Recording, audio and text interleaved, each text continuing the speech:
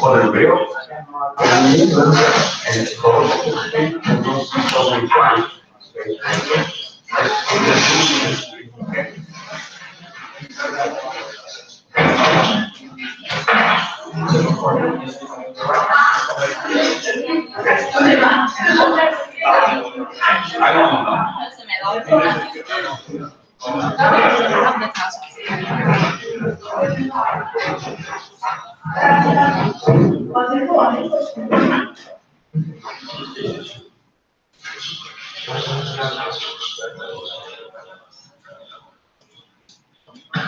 我先确认一下谁没 login， 我念一下我这里看到的人，然后 Ben Wang， 然后 Cherry Yu， 然后方真蔡，然后辉林柳，然后 Jun Lu 蔡，林涵 Rainbow Chen， 新人丑。杨方谁？鸭天样，好尴尬哦。一如是，有谁没有看到？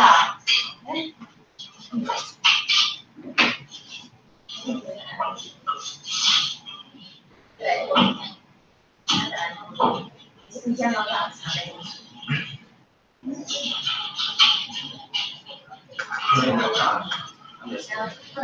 是因为被我调皮。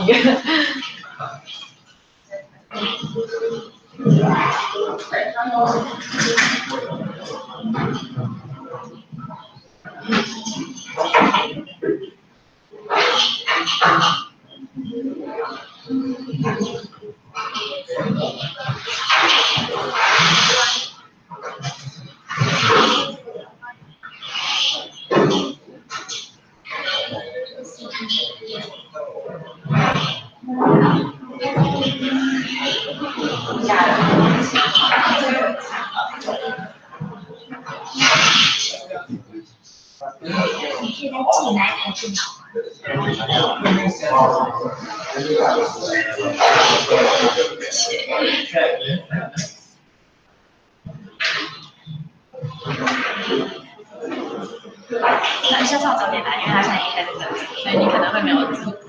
对。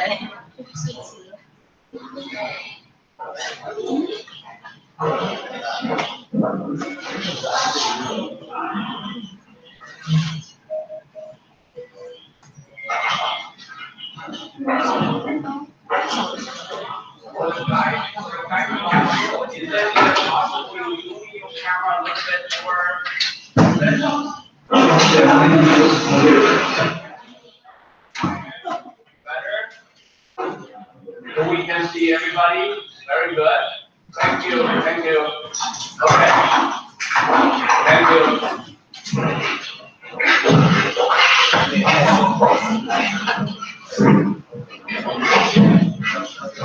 Are we ready to start?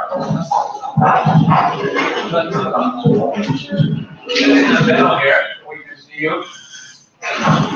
Okay.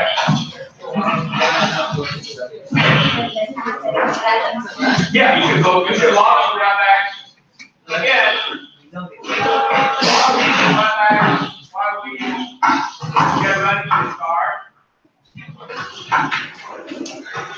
Login grab bags. Okay, that's it.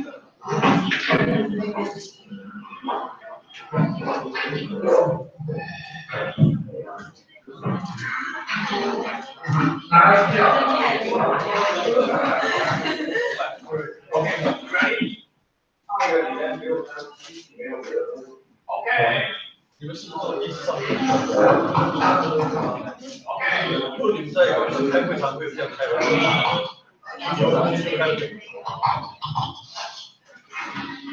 Okay, we are ready to start the next class. And before we begin, I want, again, everybody log into the WebEx. I also want to make sure you are shown in the camera so we can see you. And also during my class, unless you are going to speak on something there, make sure you mute your microphone. Because hopefully there's a lot of echo. And this is a very exciting connection. There are a lot of complications, so I want to make sure everybody follow the requirements, okay? Now, tonight is a very special night because tonight is the first time in session B that we are able to connect all the classes. So now we have a total of 5 classrooms. We have a classroom at USC in Los Angeles. We have a classroom in Daejeon in South Korea. And we have a classroom in Taiwan, in Taipei, Taiwan. We have a classroom in Shanghai, China. And we have another classroom in Beijing, China. So this is really a very exciting learning environment. Now, because this is the first time we have everybody be in one room, I want to go around. I want to have ideally, I like to have everybody introduce yourself to the whole class. So that would take too long. So what I will do is I will simply go around different universities. I will ask the leading faculty to say a few words, no more than 1 minute, and to introduce university, introduce your class to the rest of the class. And then we will begin the formal class today. So how about we start with Professor Jeremy Morrison from Price. This is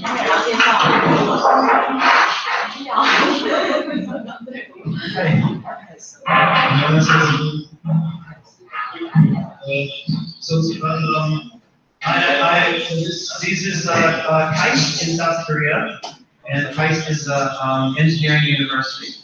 And we have our great students here that are participating in this class. We've been a part of the IBODIA class for many years, and we're very happy to do that. There you go. Okay. Well, I want to take this opportunity to thank Professor Morrison for his support. KAIST has been one of the original members of this consortium, and they have participated in many courses in the past. And also, Professor Morrison is one of the leading faculty to design the cross-cultural exercise that later on everybody will participate. And we have always enjoyed the students from South Korea, and we will look forward to more interaction with them. And KAIST has been with us from the first week. Okay? Thank you. Okay. Now let me move to the classroom in Taipei, Taiwan. Can we have, I cannot see the faculty there clearly, but can we have a faculty? Yes. Can you say a few words? Okay. Can you say a few words on behalf? Oh, yes. Yeah. Oh, okay. Microphone. Okay. Hi, Professor Liu. Thank you very much. I would say you guys are really lucky guys. Here is the National Taiwan University. We have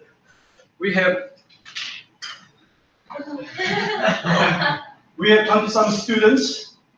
I would say this class, I spent almost 30 years in the industry, the global business.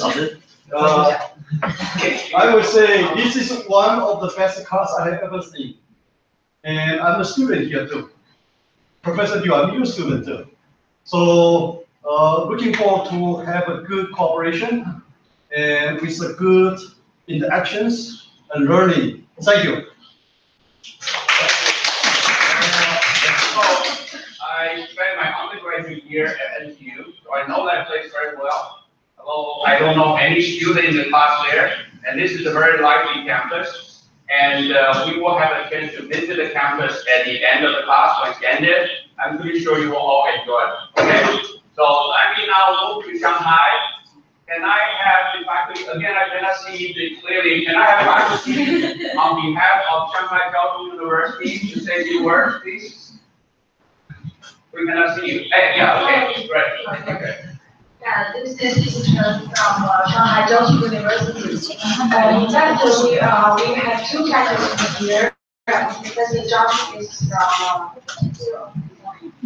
we have 20 students. This is the first time that Shanghai Jiaotong University program, I believe that this will bring our students as well as our faculty a very unique learning experience. And I'm looking forward to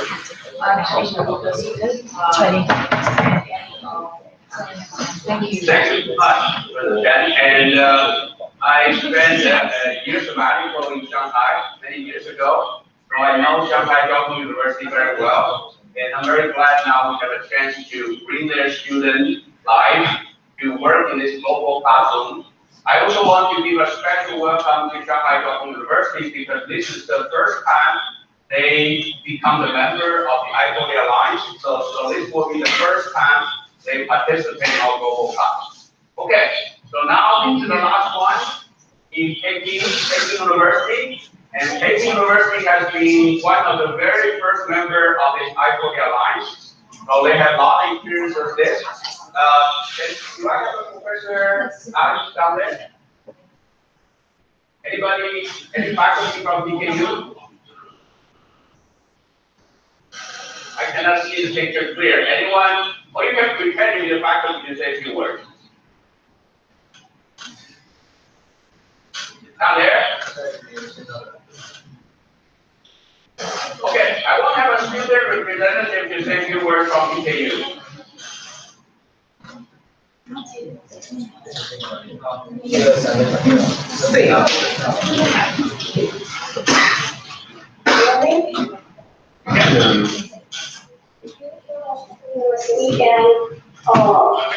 Today you are watching from Africa and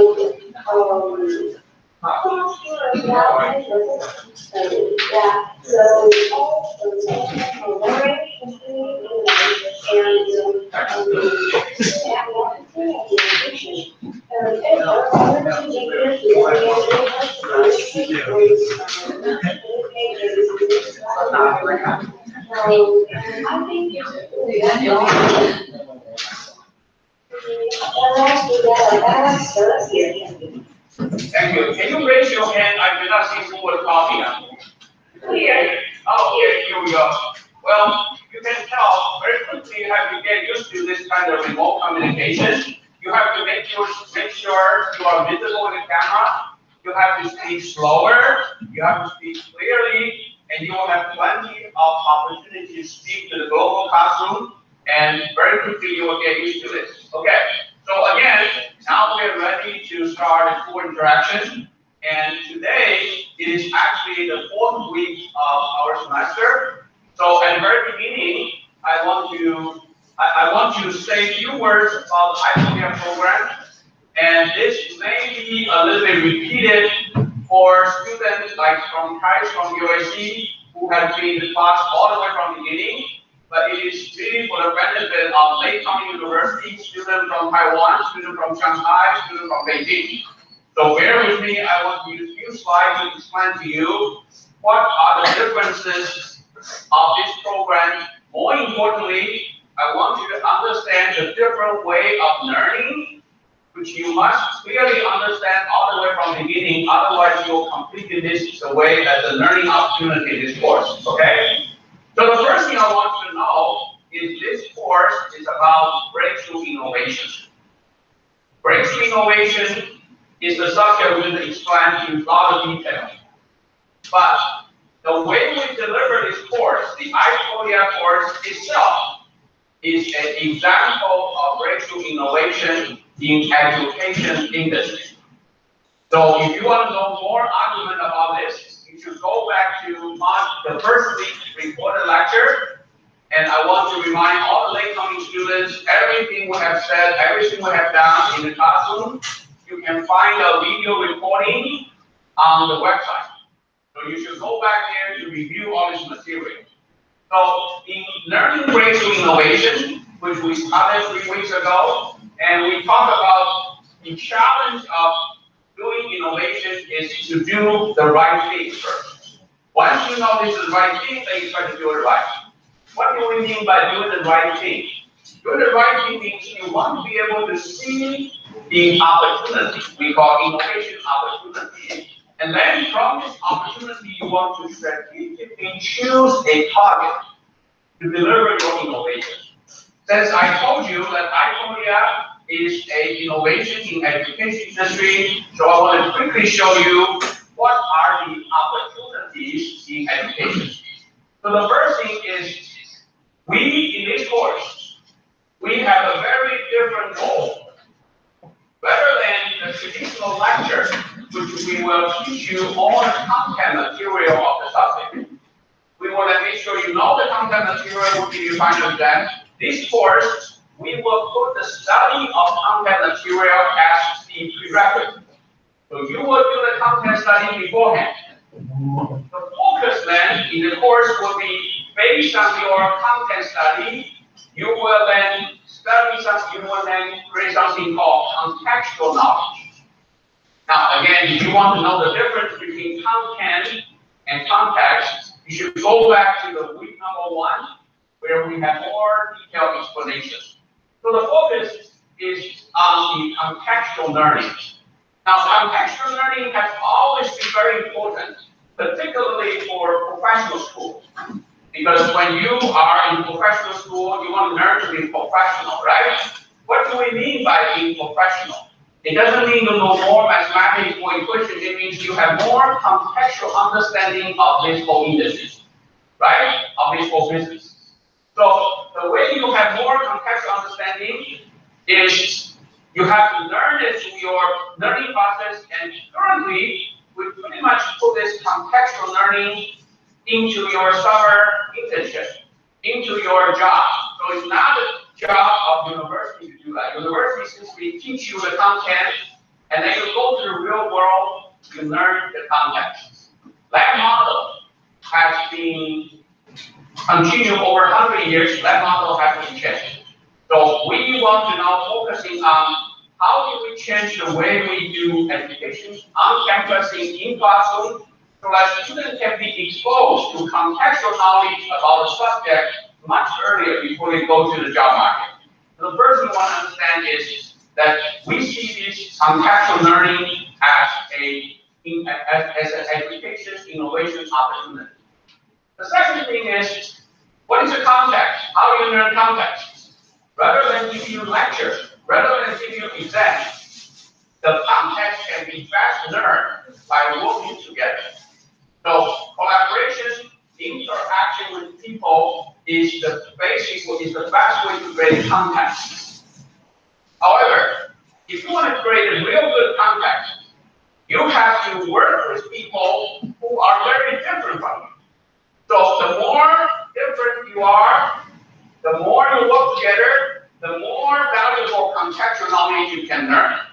So the second opportunity we see is we want to make sure we purposely put you together with other students who think very different from you, because their social background, because their disciplinary background, they have different opinion like you. I believe that is a very important mission of education today.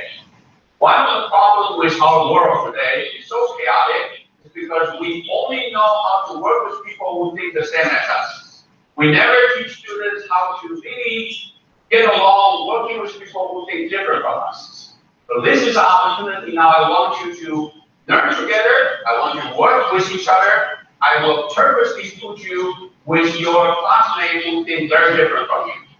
The purpose is not trying to fight it out to see who is wrong, who is right. That is not about context. Context is about what? About mutual understanding. So that at the end, even you have different answer, you will understand why. It is lack understanding beyond the subject itself that will make you a global innovator, make you different from other students. So this learning of context by interaction, by interacting with people who are very different, is another key opportunity that we see. The last one is, because we want to put you together with people who are very different from you, we need to change the way you learn. Because traditionally, we don't teach this. We just want to make sure everybody learns the subject. There's a good answer. Now we want you to learn from each other. Okay? Not only learn from each other, we want you to focus on learning from the differences. That is the key. So these three things outline the opportunity that iPodia wants to address as an innovation.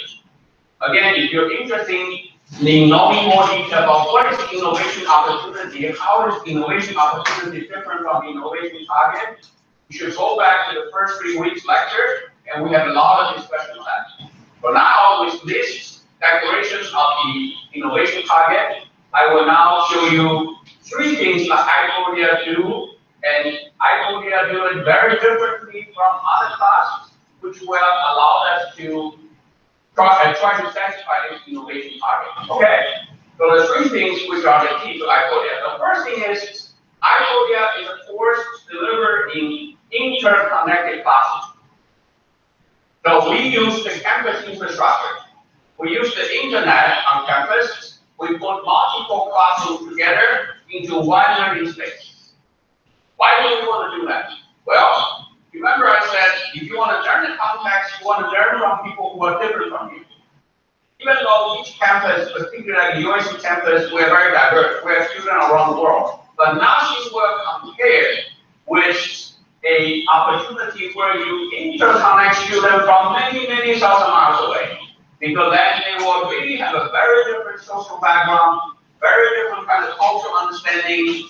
This will, the interconnect classrooms will increase the diversity of our learners. That's number 1. And that's what we did. This has always been the hallmark of iPodia, that we deliver courses in interconnected classrooms. But that alone is not enough. Because if we connect the classrooms together, and we still continue to lecture you, and you sit in the classroom you are not connected, that's not enough. Remember, to create a context, people have to be connected to each other. So the second thing we do is we then use a learning platform. Okay, I'm going to explain to you a little bit. I'm going to use a learning platform which will put together a small group of students together, but we will not do that randomly. We will do it with a specific purpose. We will look at the feedback from your self-study. We will then put together students who have very different feedback into a small cohort. So this is a very important step, because by doing so, we are able to put students who have a very important opinion, different opinion, to share with each other. So this is the important step which we accomplished by a software platform. So that we now can interconnect not only the classroom, we can interconnect the students in this classroom. Okay, the last one is also a very interesting one. That is, if we put you in the interconnect classroom, we put you in the interconnect group, small group, you can still sit there and do nothing. You still can continue doing the traditional thing. We don't want to do that. We want to make sure we have a mechanism that we motivate you or encourage you and we force you to learn with each other. And that's why we have a special process called learning as earning. And you will see the way we evaluate your contribution to the course is not about how much you learn in the traditional course, but how much you believe that other peers help you to learn. So in a way, we want you to tell us how much you learn from other peers. If they teach you more, if you learn more from them, you will give them higher reward. In other words, everybody is now trying to earn more by helping others to learn more. And this is a special process, and the purpose is to encourage everyone to go all the way to help each other to learn. Because the best way to learn context is to help other people to learn, and through the process, you will have much better understanding yourself. So, with these 3 things, I explained to you the whole unique feature behind iPodia, and the rest of them is implementation. How do we actually implement these ideas, right? So this slide serves as the quick overview of the iPodia and the difference, the opportunity which we identified, and the steps that we take to realize this opportunity. So the first thing is about connected classroom. And over the past 8 years, we now have a collection of 14 universities around the globe, across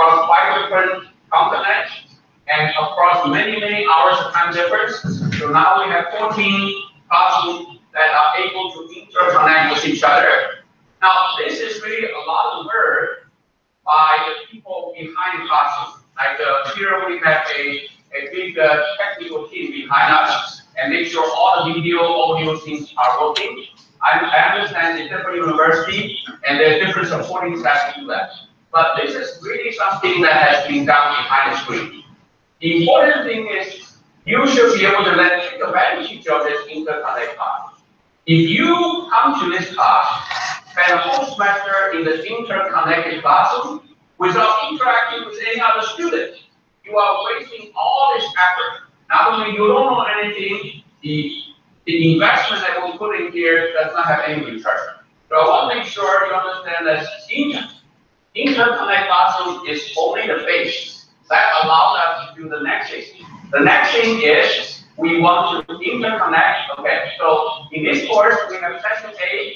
We have session A, which is the UNC session A, where we learn together with 5 universities from the east of us, mostly Europe university. We have university from Germany, we have university from Israel, we have university from Greece, and university from Mexico. And in the evening, this is a session in USC, in the evening session. Because of the time difference, we are learning together with university from our website. So we have university from Beijing, from Shanghai, from Taiwan, and from South Korea. So altogether, we have this interconnected classroom infrastructure. Again, this is the necessary condition, but it's not sufficient. What will be more important and more challenging is how do we connect students in the interconnect classroom. So this is really the special pedagogy, that we go through. We first try to make sure that when we learn a course, the teacher, myself, have certain responsibility. The student, you have certain responsibility. So we have a process to connect students with teachers. Then we have a process to connect the content and context. So let me explain to you how this process works. We have 7 days a week. Today, it is Thursday evening in California. It's a Friday in other campuses, but I'm going to use California calendar as an example. So every week, we have a learning cycle. Starting from Friday morning, again, I'm all referring to California time, and you have to convert this into your local time. Every Friday morning, I will post a set of material, which I call content material. Those materials are posted online at the beginning of your learning cycle for you to learn at home. This is called self-study content. This is something that I spend time to prepare. Each week, I will give you material for one learning module. Each learning module will be divided into 4 different concepts. Each different concept will be explained by 5 different PowerPoint slides with detailed animation. Not only that, I will also spend time recording the lecture. So every week you will have a set of slides. You will have roughly about an hour and a half learning material with voice, with slides, and you must do this study yourself at home. Not only you want to do so, you first have to spend 2 days doing self-study. Not only we want you to study, we also want you to let us know what you feel about the study. So at the end, you will be asked to answer 10 questions. Some of the questions relate to the content which you just studied. Just make sure you study. Some of the questions relate to your self-assessment. Do you feel this concept very difficult? If so, we will put you together with people who feel this concept very easy. You like to talk to people more. For example, this week you think the concept very easy, and you don't have a lot of time to interact. And you say, well, I don't want to talk about this week, but the other week you want to really help other people more, earn more. You will then put a high interest in interacting with people. Now, here comes to the very important step. The next step is we will put all the input you put to us, we will put into a iPodia learning platform. And this platform will basically do 2 things. The first is this platform will divide the class into smaller cohorts. Each cohort has 5 to 6 students based on the criteria that we want to maximize the differences. So if you answer those quiz questions in the most different way, the chance for you to be in one group will be the highest. Okay? So in this way, we will do the dating, do the matching, which is almost like blind date, but you will not date someone you like, you will date someone which you disagree, right? We want to purposely put you together, and then you will have 2 days to interact with each other through your own chat room. You will go through the online discussion, you will have video discussion, audio discussion, exchange mail, and you can use all the social media you have with this small group of people. Not only we put you in a small group, we also suggest 2 key concepts for your group to discuss. So every group you'll discuss with 1 concept, you will discuss with 2 groups. This will give you every week have a chance to interact with about 10 students. Now, when we divide the student into cohort, we do not look at session A or session B. In other words, even though you are in the evening class, you don't see the German students, say, for example, but later on, when German students into the class, you will be assigned into a cohort has German students, has students from Israel, students from Greece. Because other than, except for the live class, we put everything together, we treat this as 1 class. So once you have this cohort discussion, you will continue discussion for 2 days, and then come to the job that I have to do. This is what the teacher has to do. I will then have to look at your discussion results. I will have to look at your feedback. I will then, a day before the class, I will then prepare a new set of material. And the new set of material will be discussed in these 2 hours now. And the purpose for this new set of material is in no way to repeat the lectures. It's in no way to repeat the material which you should already learn at home, but rather try to give you some cases, give you some exercise, and give you some questions to prompt you to have more discussion so that you will have the 2-hour opportunity to synthesize your content study with your contextual study. This is really how we complete the whole week cycle. So the important thing for, particularly for newcoming students, is this class, the learning process is very different. It is not about just 2 hours a week. You come over here and the rest of the time you don't have to think about it. It's not about like you wait until the end to just struggle with the final exam. We actually don't have final exams. We have this learning process continuously. The 2 hours that you put on schedule to come to the class is only the final stage of this learning cycle. In other words, if you do not study by yourself at home about the content, there will be no reason for you to participate in the discussion, because this is not about a random social networking community. People just come in, chit chat, and have fun. Because the most valuable discussion is when people already study a common set of material. They have a common background, but they have different opinions. That's why we want you to have the shared content to study, and then based on this, you will have different discussions. Then the discussions become more meaningful rather than random, right? So if you miss the loop, you'll be completely out of the loop. If you don't really participate in self-study, you don't participate in group discussions, you come to the class, you will completely miss the class. I suggest you don't even come to the class.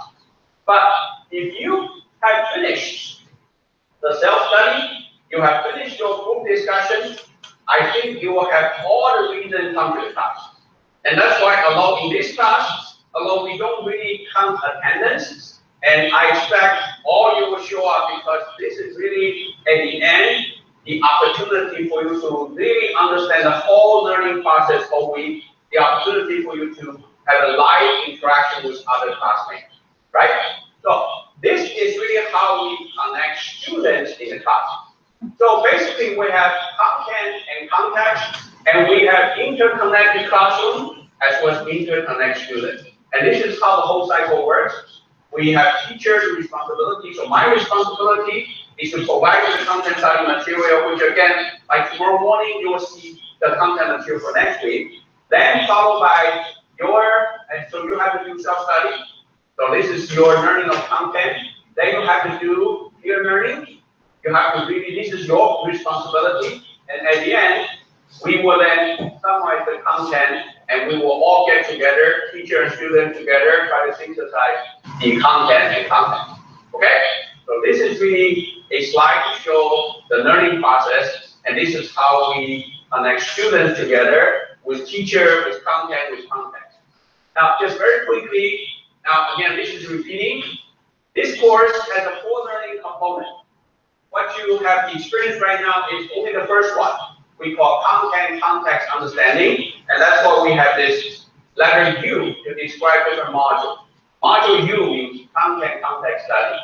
In addition to this, we also have cross-cultural exercise, and Professor Morrison and also a professor from Technion, Professor Reese, will be leading this exercise. And then we have a very important part called innovation team project. This team project has already started. For the student who come in late, you want to get into this project, start to prepare yourself for the teamwork, which will begin week number 7. And then at the end, we have overseas visits. So this is really the whole course, and I want to very quickly give, for the benefit of late coming students, an overview of this.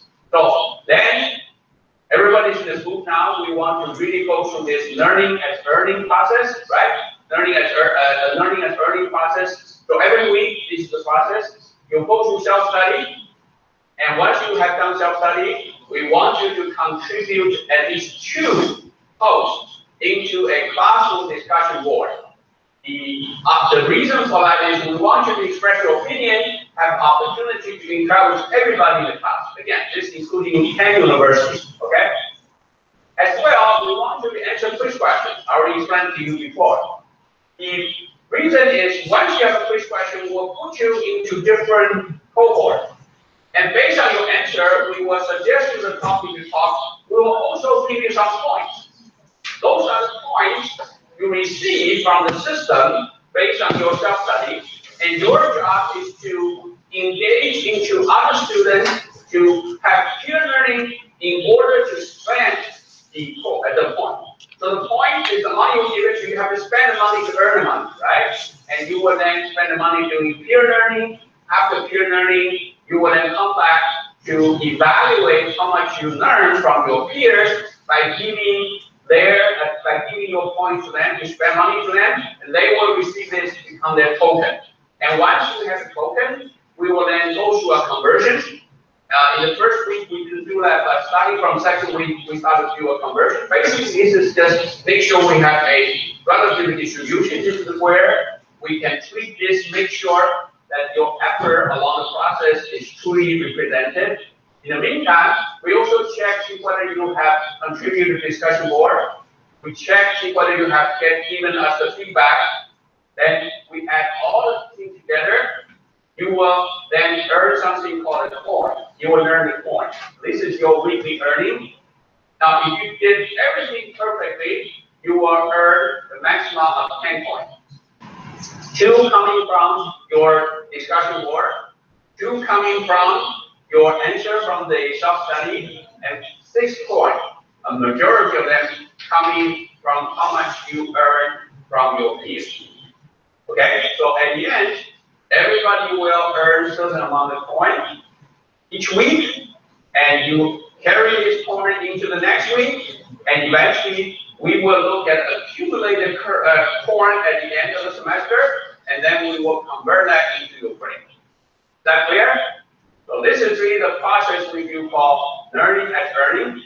Now, every week from now, I will give you a little bit of statistics because we've been collecting all this data, we've been doing a lot of calculations. Now, we have a special person, and Martin sits back there. Martin is the person that is designing this algorithm to connect students to learning as earning. And as I have to tell you, this is really an experiment. So we are still in the process of tuning this algorithm to make sure it truly reflects your effort.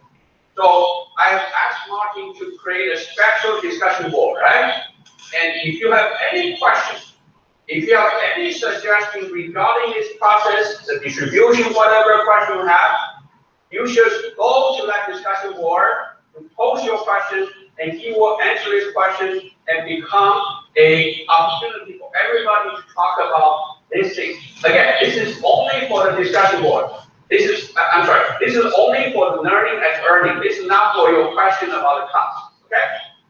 And the reason we want to do that is you will learn very quickly a very important secret of innovation is you need to draw your customer into your development process. In the idea innovation, who are our customers? You. You are our customer, right? So we will like to have your feedback. Once you give us feedback, you will become part of our development team. And Martin will then try to refine his algorithm and try to make it better. And today, actually in today's learning class, we're going to focus on how do you do that? How do you actually draw your customer very quickly and then make sure they become part of your development team? Because until you have that, you don't really have a successful innovation. Because all the things you have done so far, you're imagining. And unless you're able to draw people into it with real input, you don't have innovation. So this is really the way we do it here, okay? So now I'm finishing my very quick introduction. And again, this is a little bit repeating for the student already in the class, but I hope this is useful for students from Beijing, from Taipei, who was here last time, but the video didn't work. And also for Shanghai Jiaotong University students. Anytime you have any question about this learning method, I want you to really ask questions in discussion board because it is so important you follow this method. Okay, so with this you can understand we have a very complicated class table. You can tell this is the most complicated class table. We have 10 different universities, we have 2 sessions in the middle, we have each week what we're going to do. And you can see the designation U, the designation E and P, that means different things, right? So now you can see we are in week number 4. So this is week number 4. And week number 4, our study is the module U, which is the content context study. And this is U number 3, the 3rd module, okay? The subject of this module is the strategy to develop and deploy new product into a new market. Now, if you look at what we have done in the past few modules, we have talked about the social technical dynamics of innovation. So a good innovator needs to understand the social factor to decide on what to innovate and need to have a technical capability to innovate. Then last week we talked about something called functional design. Remember we talked about functional design as the way you want to begin your innovation. In functional design, you want to really understand the customer. You want to not only listen to them, you want to understand the meaning behind their voice so that you can have a unique insight. Because you want to use this insight as your crystal ball to extrapolate what will be the opportunity next. Then you want to choose that opportunity. So if you finish module 2, you already have imagined all these possibilities. You have already imagined all the targets. The module 3 is a very important next step. That is, you have to now act. Because until you act, the customer will not feel anything. Until customers see a real product, they will not jump in to start to become part of your development team, right? So this module number 3 focuses on something very important. That is, to accomplish anything great, we must dream and we must act. Module 2 refers to dreaming. You have to really imagine, you have to interpret everything, you have to select a target based on your strategy. But if you only dream, you have no action, the market will stop. Because every dream needs doing. So module 3, this module 3, talks about how do you do it. How do you act upon your dream? Now, in a typical term, this is called product development. But the way I'm going to teach you here is very different from the traditional product development process. The traditional product development process takes a long time. You have to really do step 1, step 2. There are many, many different processes, which I already presented in the pre-study material you should already study, right? That kind of traditional process, it takes too long. That kind of traditional process assumes The market is there ready to wait for you. That kind of development process also assumes you are a big organization, you have a lot of resources, which is totally not the case in here. Here we are in a situation where the market has not existed yet, right? So until you test it, you don't really know what's there. The second thing is we're assuming you are a small innovator.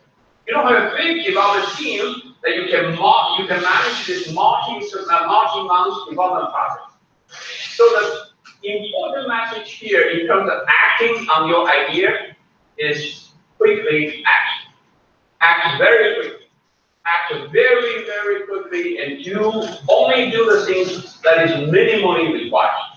Why? Because your goal here is not to make a product optimal.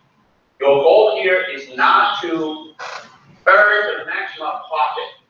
Your goal is what? Your goal is to attract the customer, to lure the customer in so that they can start to use your product and you can really start to do the refinement process. And you can start to create a market share. Because at the very beginning, when you have a complete new market, it's most important you have initial customer, quickly expand it into a large market share. Because with that large market share, you become the dominant design, you move into the mainstream market, become leader, which will be the subject of next module. Okay? So with this background and this module, which you already self-studied, over the past few days, this module talks about rapid product introduction. Okay? Here we talk about do things quickly, do things very quickly. And here we give you 4 learning concepts. The first concept is I want to give you a quick summary of product strategy. Again, I want to emphasize the difference of this strategy with traditional process. This is what you do if you are a small individual innovator, if you want to just very quickly test a market which is yet to be created. It's not the traditional development process. Then we're going to talk about 3 major models which people will use in this quick process. Okay? The first model is called panel model of customer satisfaction. This is not a new thing. Panel model has been a well-known tool in area where people work on quality control, quality improvement. But recently, people have started to find out this is actually a very interesting model for innovator to be strategic. Because you want to be quick, because you have limited resources, you want to really hit a target in a very strategic way. You don't want to blindly shoot a target. So the problem is, how do I know which one to be strategic? How do I know what to focus? This is where the Kano model comes in to be very useful. Because the Kano model is a way to describe human psychological reaction to something. Now, this is something I want you to remember. At the very beginning of the market, customers have more emotional response rather than rational response. This is the main difference. You have to realize at the beginning, when you want to trigger a new market from 0 to 1, you have to focus on human psychology because it is the emotional response of the customer that matters. Only later on, when the market becomes more complete, more mature, you will have more rational response. And because you want to trigger the emotional response, you will have to follow the Kano model. I'm going to give you a quick overview of what is Kano model. Again, if you have done your self-study, you should already know all these basics. Once you have choose your strategic target, the next thing is I want you to do quickly. I want you to only minimally require and get into the market. Until you have a product in the market, no customer, no feedback, you're not ready. So the second part is how do you quickly step into the market, at least have one foot into the market. This is something called MVP model, minimal viable model. In other words, once you know the strategic target, you want to focus on that target, so the rest of them you do only minimally required. Don't overdo it. Do not overdo it, because you will know you will have no return. Once you finish this minimal variable product, you have a product into the market, and then the improvement process begins. This MVP model also reflects very closely to earlier, if you remember, I think in the second week, we talked about the difference between innovation and problem solving. When you do problem solving, you want to try your best to find optimal answers. But when you do innovations, you do not optimize. What you do? You suffice. Remember, we talked about sufficing? This is how you suffice. You suffice the minimal variable problem. Okay? The last one is very interesting. Now you have a product into the market. How do you know the customer will step into your product? How do you know that? You say, well, I do advertising. Well, this is completely new. You don't even know where you're targeting. So the question is, once you have product in the market, how do you know the customer can get involved in your product and not even knowing, unknowingly get into your product? Once they get into your product, they will unknowingly get into a cycle. This cycle will allow them to very quickly, even unconsciously, form a habit. Habit of what? Habit of using your product. That is all. Without such, for example, if you put a new product into the market, and the product is very good, work optimally, but require the user spend days to finish user manual before you can use it, I tell you, nobody will jump in. Remember, at this point, the customers are emotional. You want to appeal to them emotionally, make sure you hook them up into it unknowingly, and later on when the market becomes mature, they become more rational, you are still there somewhere, right? So the trick here is something called the hook model. That how do you actually hook someone unknowingly into your things, and how do you make sure they repeatedly do it, spending time in your product even without, they enjoy it even without knowing that. The thing that is important here is once they start taking your habit of your product, they become your loyal customer. The word of mouth will help you to expand the market, and more importantly, you will then continuously collect the feedback. Nothing will be better than that. Once you have the feedback continuously from your customer with this minimal product, you then really know how to improve your product next. Nothing will be better than the real customer feedback. But until you have a product put in their hand, you cannot have that feedback, because up to all this point, you are still doing dreaming, right? You try to assume this, you try to do that, and this is really the process. You quickly take actions, hook people into the product, and then they become part of your development team. And then you will really have a chance to create a good one. Is that clear? So this is how the whole thing works. You first focus strategically. Second, you act quickly. Third, you entice the customer even without their knowing. And if you're able to do that, you will then be able to have a market very quickly expand. And then once the market expands, what happens next? People will come to eat your lunch, right? So they will come to compete with you. So once you initiate a market, you will then face the competition. Now, this module 3, we talk about the creation of the market. The next module, module 4, we talk about competition. So we're not talking about competition. In other words, you will do all these things by yourself. You have to follow these things by yourself. Once you've done this, you have a market. The next module, we will then talk about what should you do in fighting with others. Now you have nobody to fight. You just want to quickly do it, put it in the market, and have the market stop. Is that clear? Okay. So with this, I will finish the review of the course, of the module, but I will give you very quick, and let me give you one slide here. Every class, we have 2 hours, and today is a session, because today I spent some time at the beginning for the late coming students, but typically we will do 15 minutes introduction, overview. We will then spend only 15 minutes, no more than 15 minutes, give you a quick review. This is just to prepare you for discussion. We will then spend 80 minutes total for discussion. We'll have a case number 1, case number 2, case number 3. It depends how much time we have today. Obviously, we cannot finish 3 cases. We'll see whether we can finish 2. Now, each case, I will begin with a story, a case. And remember last time I gave you several cases about the phone. The phone can actually move, right? The camera. And this week I also received another phone. See, this is a very interesting phone that actually had 2 screens. Okay? So there's a lot of things can now view the YouTube from both sides, and you can do many things there. I can tell you, this is really going to happen very quickly. People will have different kind of competition, different markets. So later on, we're going to talk about this case, right? So once we finish this, and we will try to save the last 10 minutes for your question and answer to me. Okay? So this is the general structure. So now, I have another thing I want to quickly say. The innovation project, again, this is mostly for late coming students. We give you an assignment of innovation project 2 weeks ago, last week. The subject is about cybersecurity.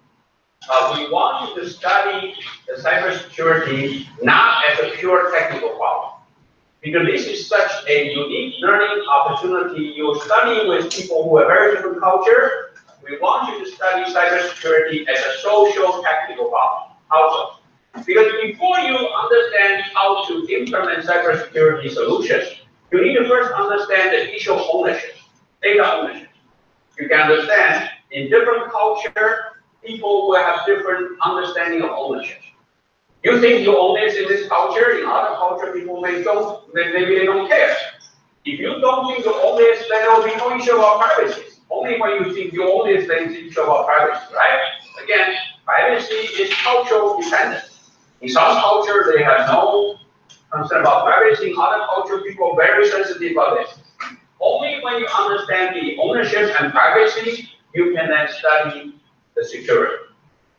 So I want you to study this subject as a social technical subject.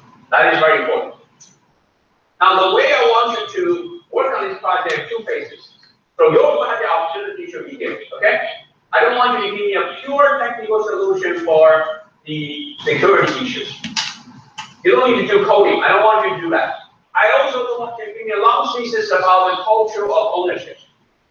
I want you to really focus on the intersection of these 3 things: the data ownership, the digital privacy, and and cybersecurity. Is that clear? So your project is this. The way you do the project is, we'll give you 2 phases to the project. First phase started last week, which means it's already started. We will provide you a project discussion board where you will need to look at it, contribute to the whole class. This is discussion board with whole class, cross section A and B, across 10 universities. You will use this opportunity to do something we call divergent thinking. You will share your understanding of cultural security, whatever issue you put it in. So that by the second phase, which started week number 7, we will tell you which new classmate will be your teammate. Starting from the second phase, you will then focusing on a topic. But we assume by that time, you have already done enough divergent thinking with logic. Is that clear? So if you don't participate at the beginning, you only wait until the team assignment, you will be late.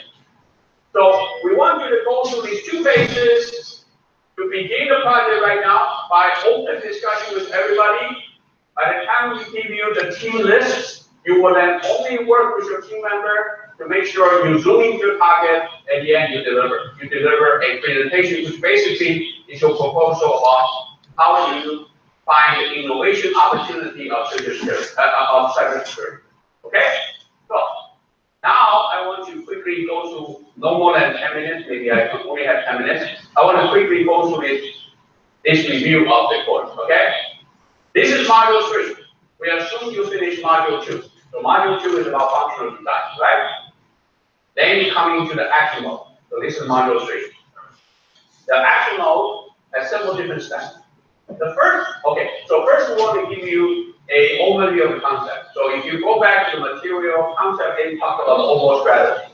Basically, this strategy emphasizes 3 things, okay, which are very different from traditional approach.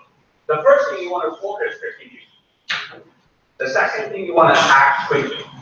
And the third thing, you want to entice on the pricing.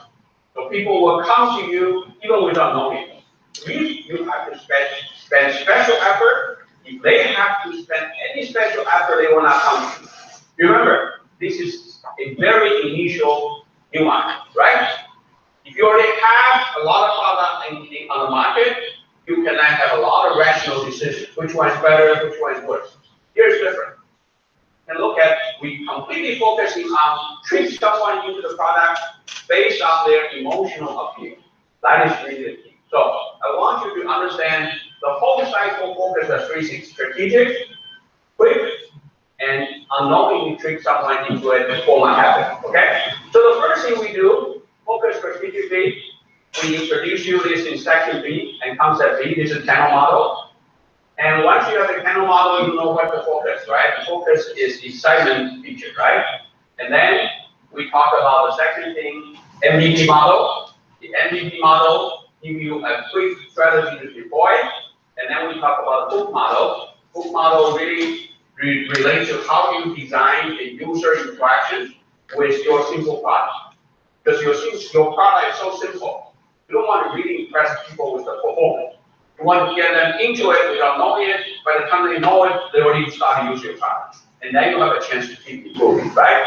So once you have this, then what happens next is very interesting. You will then basically have continuous feedback. In that way, you will then be able to improve your customer as the way to improve your product. I mean, the best example here is the way Google designed the search engine, right? So Google has a very simple interface. You type in there, and you get a result out, and then you type the more. Eventually, you know what? The more you type, the more you help Google to refine the search engine, right? This is the best strategy. And once you have that, you know what? You have a unique advantage in the new market. Because other newcomers coming, they will have no such feedback. Remember, at the very beginning, the key to success is to reach the customer, hook them in, right? So once you have that, you will have a very clear idea of how you improve that. But here, you don't want to just blindly improve, because you don't want to just improve because one customer says you have to do A, you do A. One customer says you have to do B, you do B. No, you have to be in control of the whole process. You have to then come back and look at a focus curve. The reason is you want to understand at each different stage of the market, you want to fight the battle differently. This is the early market. The early market, what really matters is not performance, it's not price, it's a common standard about a product. So you will then devote your time to fight the common standard. Now, assuming you succeed all this, we will then move into the next module, module 4, which we talk about the dominant design. Now, by tomorrow morning, you will be able to download this. You will be able to study what is dominant design, how do you quickly form dominant design, and so that you can smoothly enter the mainstream market and become a leader. Only when you enter the mainstream market as a leader, you can say, I have succeeded in an innovation. Because you may actually fail in this process, because this process does not earn you money. This process you still have to invest. Okay? So until you become a success in the mainstream market, you are still exposed yourself to a great risk. Okay? So this is really how this learning module is constructed. Again, module A, module B, C, D. This is something you should already study, right? This is just a summary. So very quickly now, let me give you how these 3 modules work together. The first thing is you want to strategically focus, right? How do you do that? Channel model, right? Channel model is very quickly understand. Channel model is not a physical model. It's not a quantitative model. It is a psychological model, and it is completely qualitative. Yes. Can you speak to microphone or is that working? I don't know. Well, try that. Okay. Way to say the channel model corresponds to a social reality as opposed to a group reality. Very good. Very good. Very good. So at the end, you will find out the way we draw this line is really based on agreement. Nothing else. It's not based on physics. There's no physics here. Why? Because remember, this is from 0 to 1. You have nothing. So there's no point here for you to study physics. I'm not saying physics is not important, but not at this stage. So you want to really focus on social reality. Remember what is social reality is the agreement. So most people agree that way. Okay? So channel model basically is qualitative. It basically says, if I have this feature, what will be your emotion?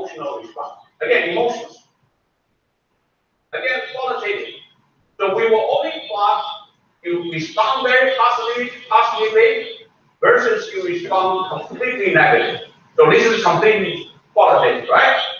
So once you have these two, and you will find out most of the product will have this behavior. The first kind of thing we call indifferent feature. That is, there are a few things in the product which nobody cares. It doesn't matter what you do, and don't spend your resource on this. At the end, it doesn't matter. And you will find many companies devote resources to this. This just doesn't change anything. What is really interesting is something called basic feature. Again, what is basic is social reality. What you think basic in America, maybe it's not basic in Shanghai. What people in South Korea think is very basic may not be basic for you. It's a social reality, right? What is a basic feature? Basic feature is such a strong requirement that if you don't have it, you walk out. You don't negotiate. For example, if you go to buy a car, the salesperson will talk about all the new features. And the salesperson will say, by the way, we have a special sale for 50% discount, and the car doesn't have a brake. What do? You don't sit down and negotiate, right? You walk out, right? Because having a brake is such a basic feature. No negotiation. Got it? As a matter of fact, it is so basic, very quickly you see these are all regulatory requirements. For example, a car. A car, in order to sell the car in the market, you have to pass the test of impact test, right?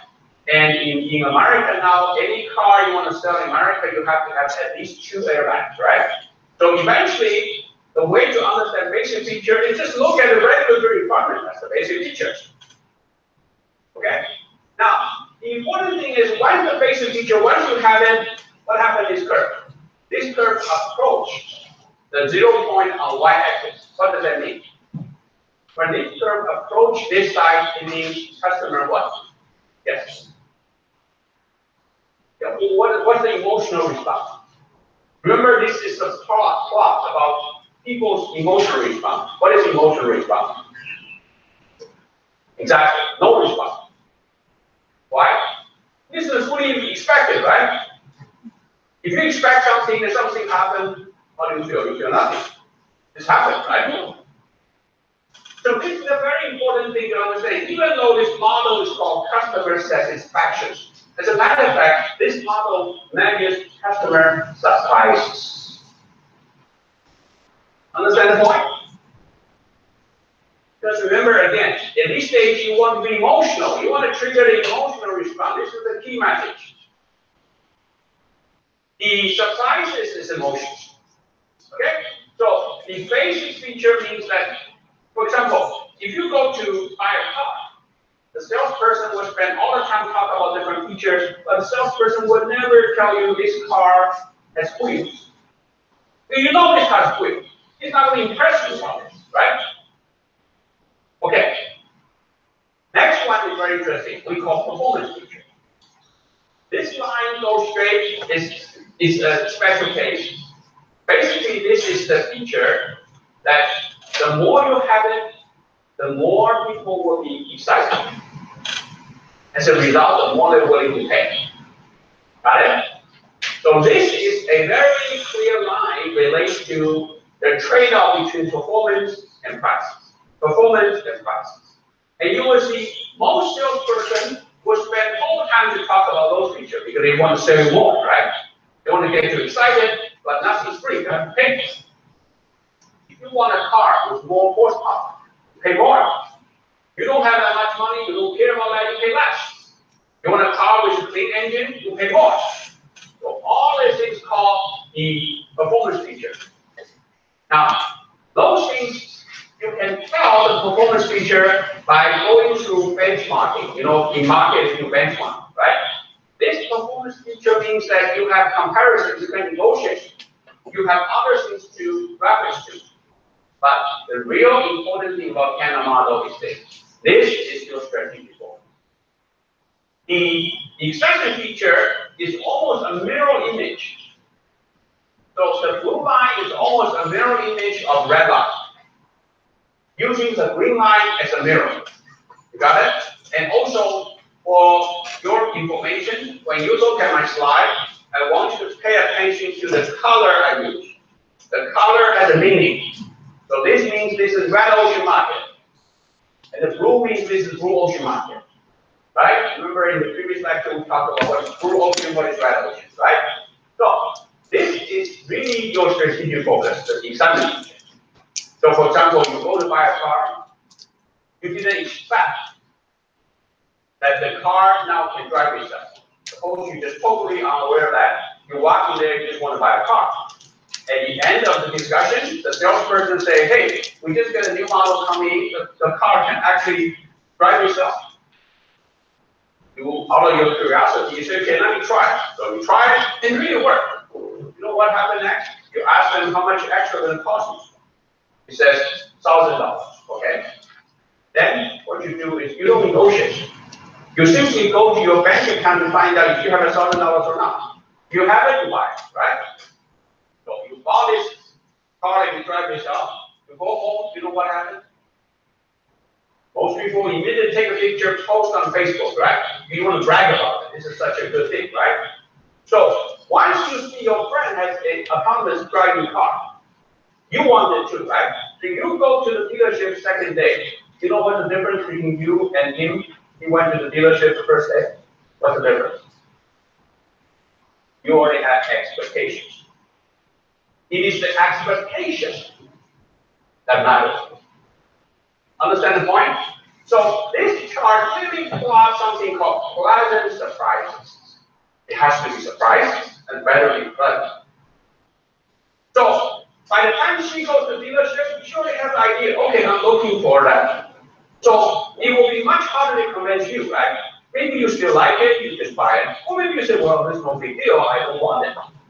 But assuming you buy it, more people know it, more people post on Facebook, you know what? Eventually, everybody walking there with expectations. Then you know what happened? The blue line becomes what? Becomes the green line. Because then you started hacking the price, right? So the dealer said, $1,000 more. You said, no, 800. He doesn't want to sell, you want the next one. Right? Once this happens, eventually you will come into a blue line. I'm sorry, eventually will come into the red line, right? So what is happening is there's a time shift. Understand that? There's a time shift. But in some cases, it's very interesting that a feature can return to become excitement, have a second life. A good example is what? The cigarette lighter in a car. You know, once before, everybody smoked, right? So every car has a standard equipment called cigarette lighter, right? And then nobody smoked, and these things just go away. Today, you know what? You can pay more money to buy more cigarette lighter. You can put 2 in the front, you can put 2 in the back, you can put 3 in the trunk. Suddenly come back. Why? What has changed?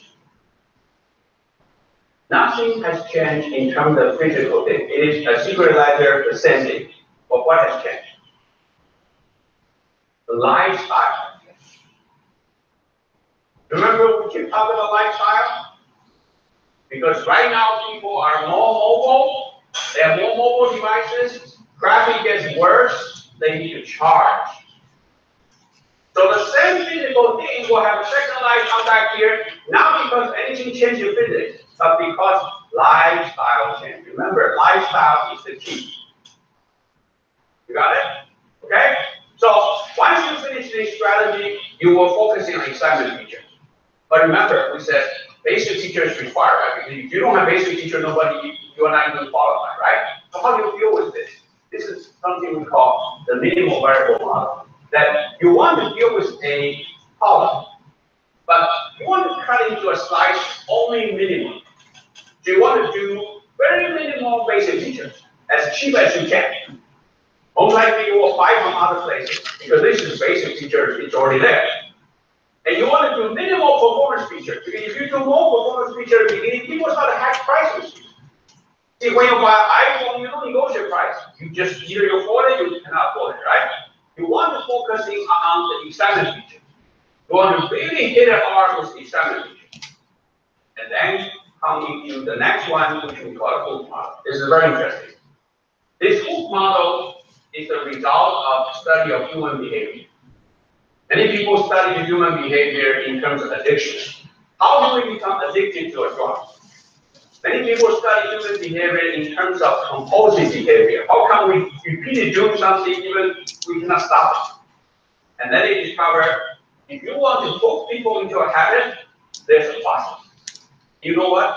This has been a secret which many software companies have been using for a long time, but we didn't know it until recently. So recently, people started to really understand how should you develop your first product that is so addictive. It's so addictive that people cannot help it. It's like addicted to a behavior, addicted to a drug. So the habit forming, this is called habit forming process, involves 4 steps. The first important step is trigger. Trigger has to be so unsurprising. If it takes me a purpose action to do something, I will not do it. Remember, this is completely new, right? So trigger means I have to really unknowingly step into this. Even without knowing it, I start to do it. Do what? Do very simple actions. The action has to be so simple. Because if the action is any require of my effort, since I don't know the product, I will never do it. So you don't want them to read the user manual. You want them just so intuitively do it. And once they've done it, they receive award. Not only reward, the reward has to be variable. Why? Because variable reward gives you surprises. Remember surprises? If everything I do, I get $2, there will be no surprise, right? But if something I do it, I get $2 million, sometimes I do it, I get nothing, that is exciting. Remember surprises, right? So I will then, because of my variable reward, I will end up what? Right? Let's keep trying, that's why people keep buying lotteries, right? And as you keep doing it, you have invested so much on this. You know what? Very quickly, this becomes a habit. You understand that? And the more cycle you keep in, the more specification you can do the action, and the more investment you put in, the harder it becomes for you to jump up. Understand that? So this is really how the product should be developed. So the important thing is you want to get feedback. That is it. Once you get feedback, you will be way ahead of any other developer because they are still dreaming, right? Now you have a real feedback. So the important thing here is you can have early adoption, you can have a rapid growth of your market both in the beginning, and you can have a continuous feedback for target improvement. Because you know exactly what a customer is looking for. So this feedback is a very important thing for the next big thing in innovation. Later on in the class, I will give you a special lecture about a new model of innovation, which is based on so-called Industrial 4.0. In American, we call it Internet of Things. And the main difference there is you will then, in the future, not now, you will see the products are able to be your data provider. Okay? Once you have that, you will then have a future. So right now, there's a lot of companies focusing on this as a future innovation opportunity. We're not going to talk about that now, but this will be the point of departure for my lecture in the future. So I want to leave you here to say that if you are confident, if your product today your product cannot collect information about what your customer wants tomorrow, your company has no future. So this is really a major opportunity. Okay? So now I want to move into a exercise. Now, depends on time today, we may not be able to do all 3, but I want to do a quick exercise here. The exercise is to make sure to truly understand what is channel model. So to do this, I want you to focus on one particular product. Okay, so this is the channel model, right? I want you to discuss with your peers luxury EV cars. For example, Tesla. Tesla Model S, Model X, those are the car sales like $100,000 range. In other countries, because the import tax is even more expensive, And this kind of car now is going to face competition. Next year, starting from next year, Porsche is going to come with a pure EV car. This is fantastic. This is very exciting. You can tell the power we have. High performance, it will directly compete with that. So later on, I'm going to give you a lecture about Tesla situation, and the good time is about over. The market started to form, and Tesla has already enjoyed the confusion in the early market, and now the serious players, like all the big car makers and all this performance car makers coming in, Tesla will have a huge problem. Okay, so this is not about your concepts anymore. This is real market coming. So with this in mind, so suppose you are looking at buying an electrical car, pure electric car, in the luxury category. I want you to give me 3 example basic features. Got it? I want you to give me 3 example performance features. And lastly, I want you to give me 3 example exam features. Okay. So now you should already be assigned to your small group, right? And I want to make sure everybody wear the headphone, wear the earphone. And now you should spend 10 minutes to talk to your classmates across the campus. I want you to come back 10 minutes later to give me the answers. Okay? So we will have 10 minutes now. Go ahead. Are you able to connect? Okay?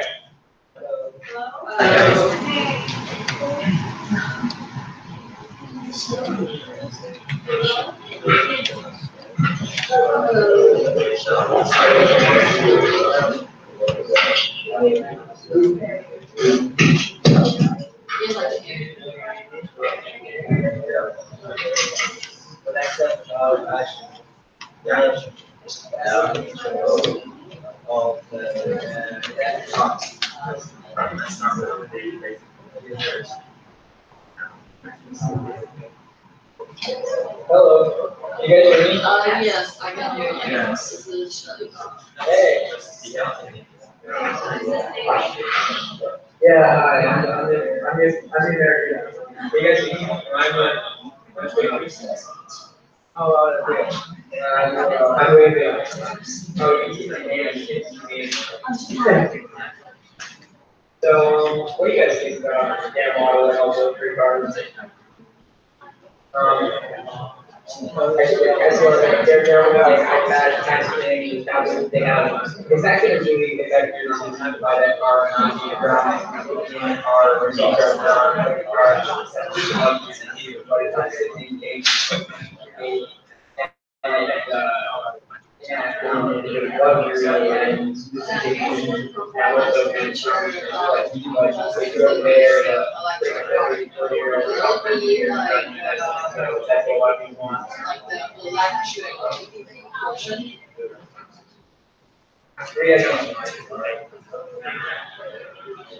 Headlights.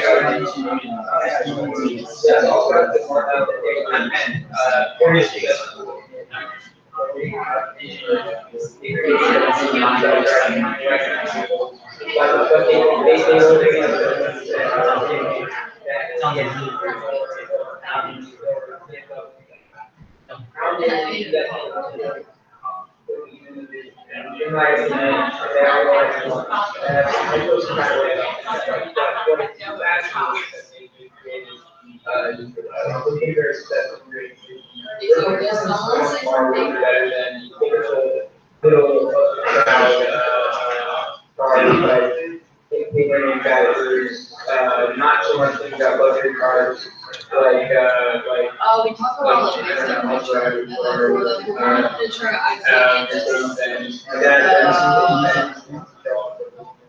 I'm sorry. But Tesla also wants to be part of that market. Their features are like the core self-driving technology integrated self-navigation, self-core, and that's their really unique leverage. The fact that it has an iPad and your kid is backseat, that's like that's not core. I know it's a different thing. Other luxury cars, like you can get everything you need in a car for $5,000 or Model S, say like 2004, one of the stuff works.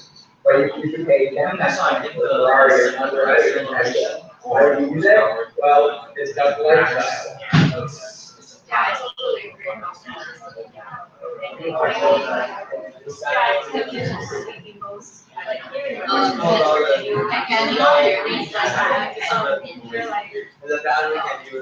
were like the first to actually look into. Oh, we talk about the basic feature. Already like a very significant. So we talk about the basic feature that the basic feature is for all the basic components. Like performance would not be a lot better, but they would still be attracted to the brand. So here's a fact from right now online. Tesla's market capitalization is $50.89 billion US dollars. General Motors, I think, are manufacturing in the United States, $50.9 billion. How is Tesla worth $1 million less than they appear not to be to the global economy? And then come up with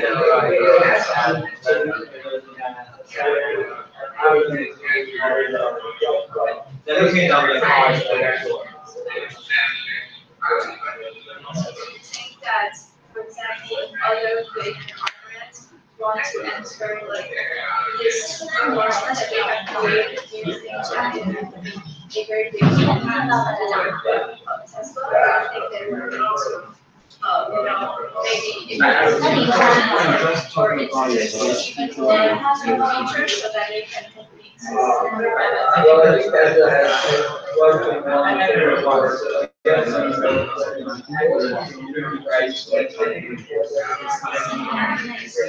Okay, we're gonna finish in 2 minutes.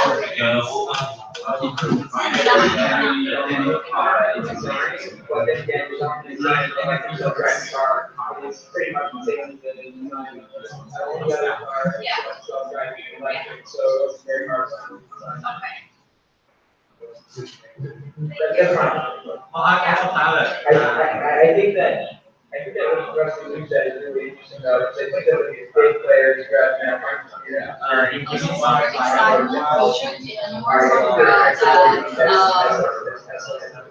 So I know for Tesla, since it is an electric car, you can use the remote. The autopilot feature is. I think that gives like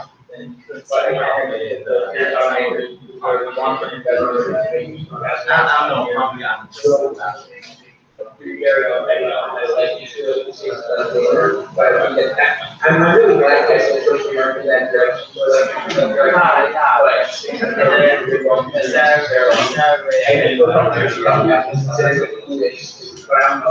Okay, 1 minute, we'll finish. 1 minute, we'll wrap up the discussion. Please wrap up the discussion and come back to the classroom.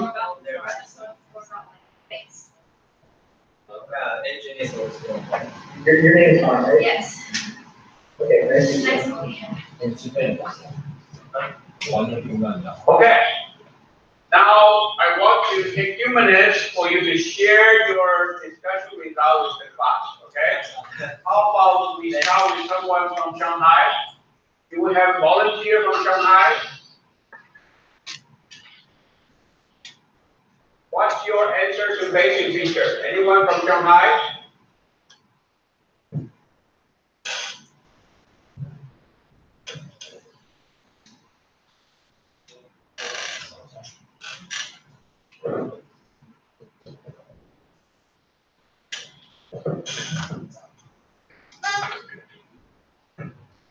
Hello everyone, so I'm Jiaxin from Shanghai University, so we just discussed some features here. So the basic features in there are many basic features. For example, we need to have an engine in our cars, and also tires. No. You don't have engine in the electric car. You have motor. Yeah, right. Actually, you have no engine at all. Yeah. Okay, great. You have motor. Yeah. Tires. Okay, good.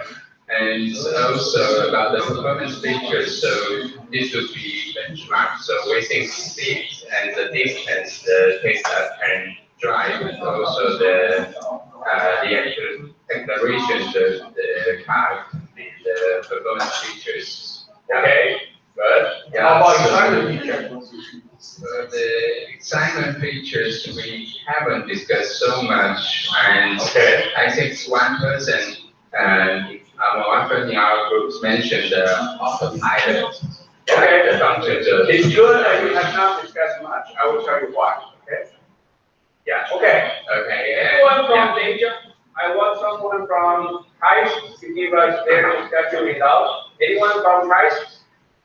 I want to add that Tesla right now has 3 models on the market, and they literally follow these 3 categories. There's the cheapest one with basic features, the more expensive one with performance features, and extremely luxury expensive one with lots of exciting features. So the one for exciting features, there is a function that allows you to easily park in and from tight dense places. So you can just press a button on your key and your car will just drive from. Yeah. So you don't have to head to your Yes. Okay. Another feature is sensors at the door. Sometimes when you open the door in parking, you can accidentally hit something, like a nearby car. You have to be really careful. But like Tesla has sensors that will stop doors at these positions. Another feature that's available on the most expensive ones is the sport car mode. So if you really are into this kind of car, then you can just press several buttons on your Tesla and it will become a sport car. You can get to really crazy speeds in really short time. You can get your launch from a rocket. And another is maybe performance features is display, where you can control all the features of your car, open the doors, turn on heat at every place, turn on the AC. Okay, it can be most classical one. This one, but it's smarter. Okay, so internet and music. Very good. You seem to know the car very well. But if I want to ask the rest of the class, I'm pretty sure most of you will agree with this answer, but you also have different answers. You know why? Because the answer for those questions are always observer dependent, right? So you may think the autopilot, all those things are exciting, but some people may don't think that's exciting. You may think having an auto voice command is exciting. Some people may not think this is exciting. So whenever you answer this question, you have to always put a quote-unquote in certain market. Understand the point? Okay? For example, and particularly this is true for performance feature and excitement feature. For basic feature, it's pretty common. And the basic feature is a car, so you need to have the ability to drive, you need to have a safety, all the things will be similar. And a performance feature, a good example of performance feature is the driving range, right? So Tesla has 2 different kind of battery package. You pay more, you can drive a little longer. You pay less, you drive shorter distance, right? So these are typical examples. Now, the real challenge is to come up with example features. You know what's the answer for example feature? That anytime I ask you for example feature, if you can give me an answer, it is not example. So it's good you didn't talk about too much of that, because if you are able to really talk about the example feature, I tell you, it is really a performance feature. Because remember, excitement involves surprises. You understand the whole point? And that is why the whole lesson here tells you try to focusing on the emotional response of customers. Try to surprise them. And later on, if we have time, I will give you more examples of how do you actually manage the expectations. Because that's very important. Particularly, for example, like Apple now released a new phone, which is a new phone, but it's in the existing market. You need to be very careful to manage the prior expectations. Because if you do not know that, you will really hit the market in the wrong way. So here, I want you to understand the social technical part of this. I want you to understand this model is about social reality. This model is about the emotional response. Okay? Now, ideally, I should go through each school, or you can share the results. But today, since we are really pressing for time, I will move on to the next case because I want to finish the second discussion in 30 minutes before we end the class today. So we have a discussion, we share the result. Okay, now the second case is about book model. If you recall, in the very last slide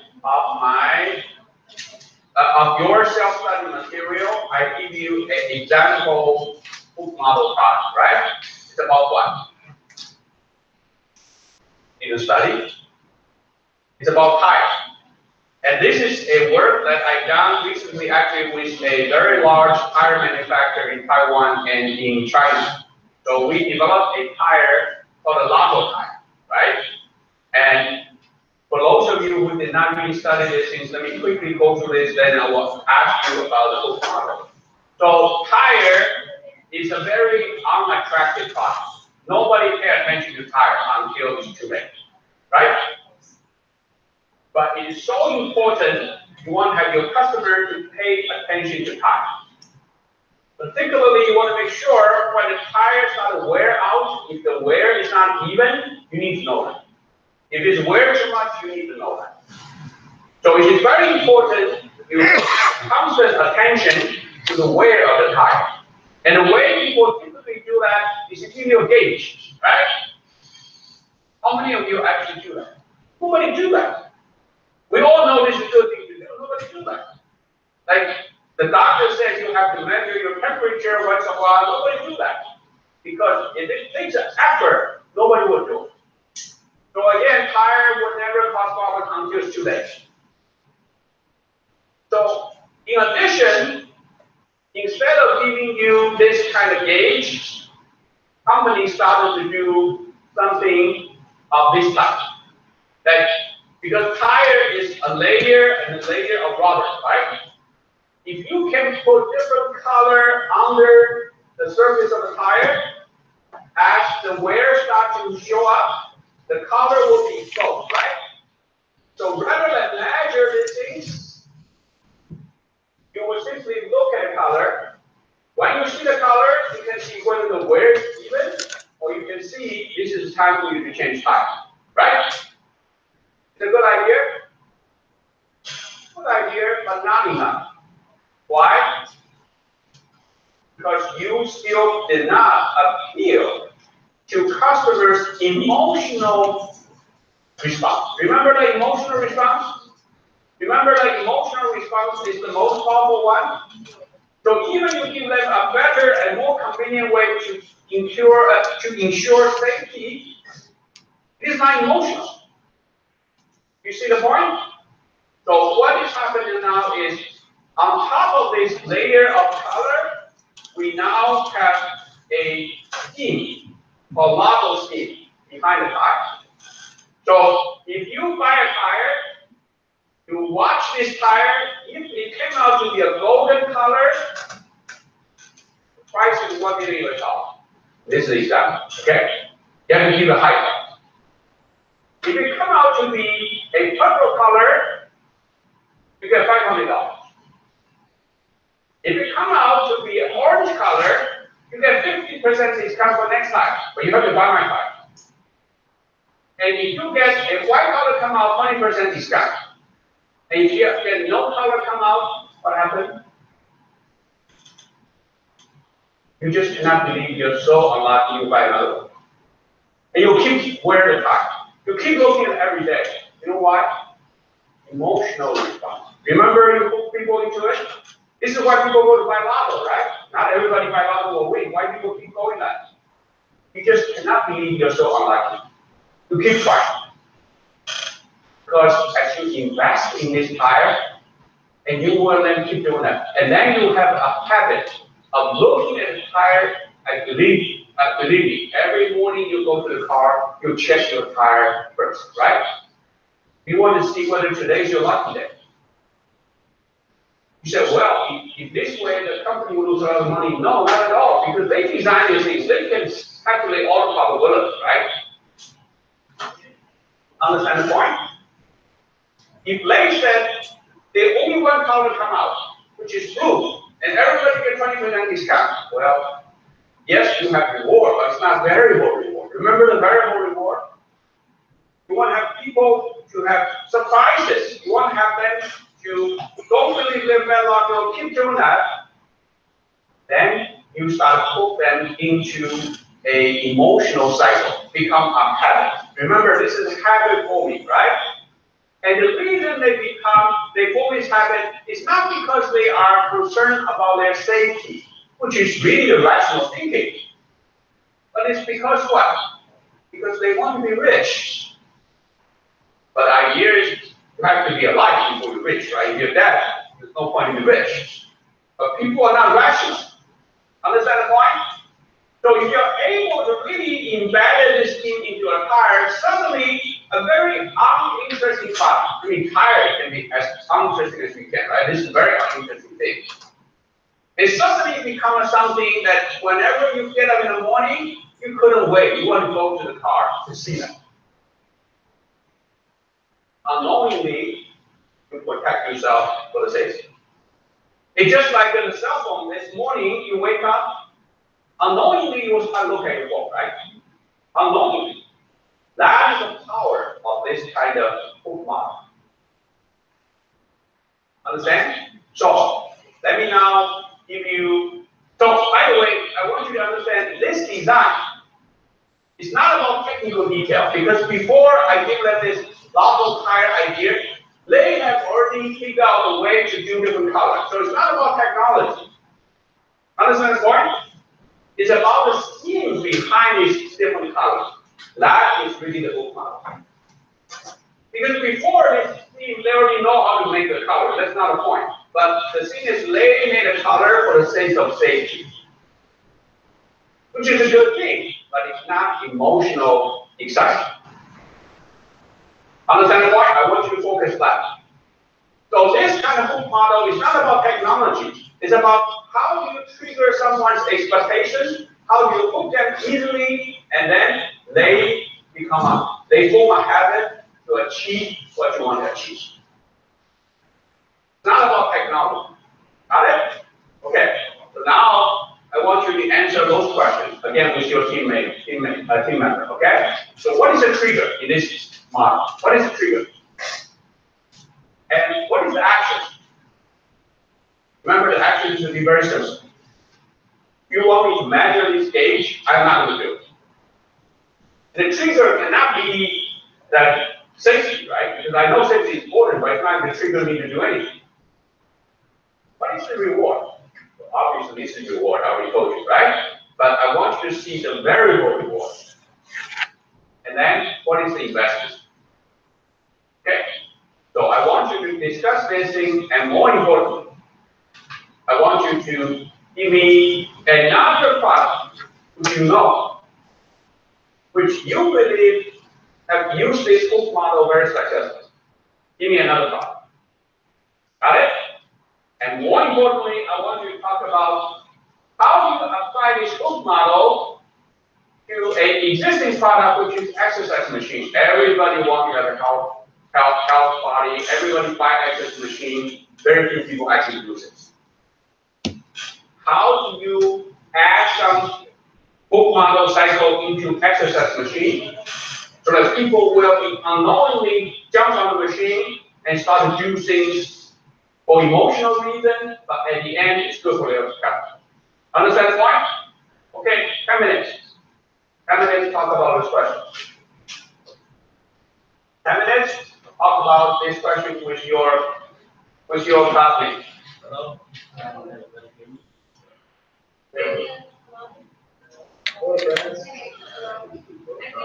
So let's go over the first 5 questions.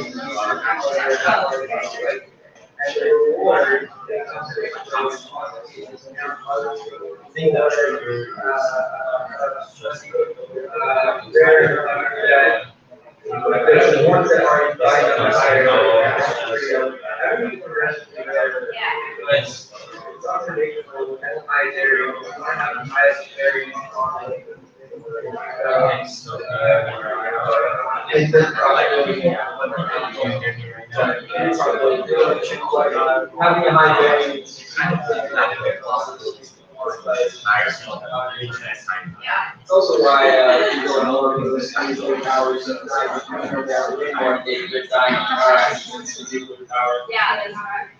So you have one for especially out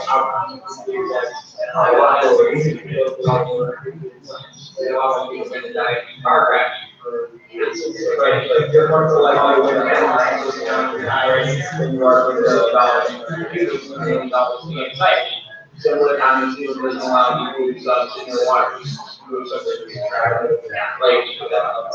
People are going to use this I used to say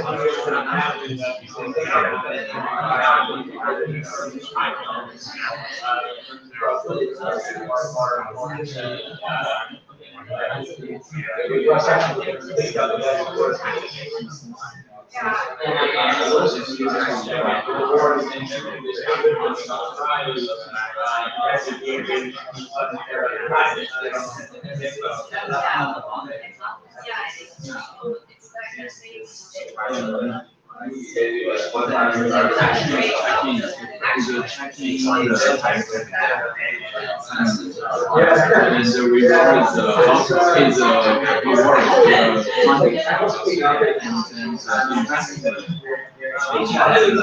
I'm not sure what definition. Would you rather have a system where there's 100 millisecond lag after everything, for every 10 second works, 10-second lag, or one that is 99% of the time immediate, but every 100 times takes 10 seconds to register the feature? Because that is exactly the same second value, but much higher variance. The variance is 0.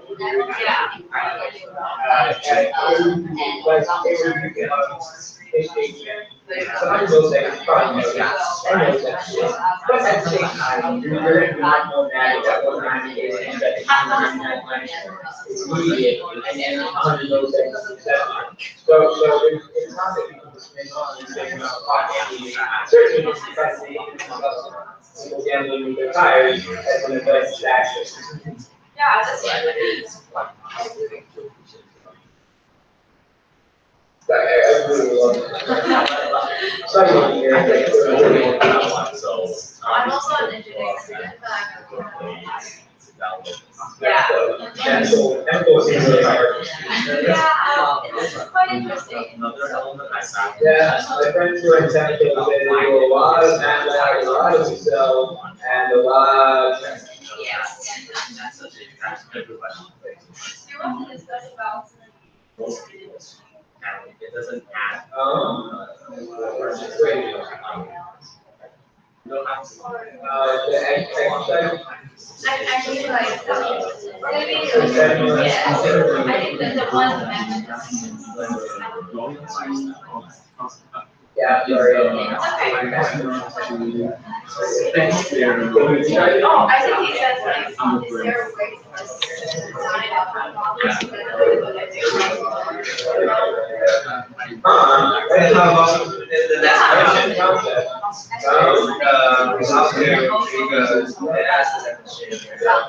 I think it's easy done, and I don't know if you have aspects of it, like it's really interesting with that, and have people like every now and then get a brand new award, which could be like throwing your friend, hey, I get this, last month you only get this, but incorporating something at some level, like, hey, you guys are free personal training session, you have free personal training here, it's something that's rare, but yeah, like, especially you guys put it gamifying it, and you want to invite the friends. I think you can, with the incorporating social sharing. Yeah, I think so too. I thought that maybe, I've seen this kind of before, so for example, if every time you do this workout, you would get like a letter or something, and you can spell out like exercise and you get a very big class. Like, yeah, things like that. Because I've seen before, it's in like ice cream shops, I think. So like I think if you eat ice cream, you get a letter, and you just spell out the brand name, and you get a very big class. So you can control the amount of letters. I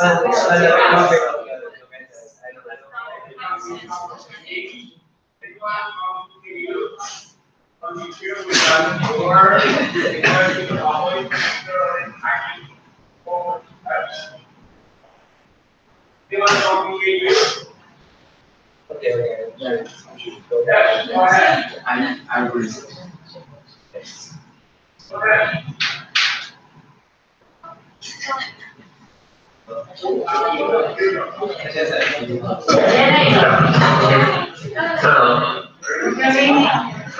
Here, yeah.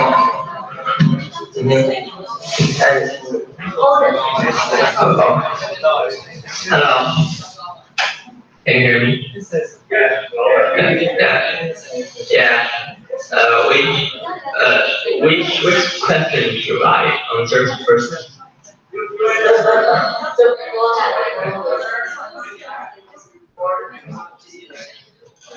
Yeah, the trigger is the color, and people want to make money, and and more than that, they want to check if today is their lucky day, if today they can win the discounts, and they get an emotional feeling. If the action is very simple. You just go and check the color of your tire. Yeah, and I think on the one hand is the reward is money, the discount you can get from the color. But on the other hand, you can win the emotional feeling, and just the emotional thing. You can, if you can see a color, you can guess that today is your lucky day. You're very lucky. Yeah.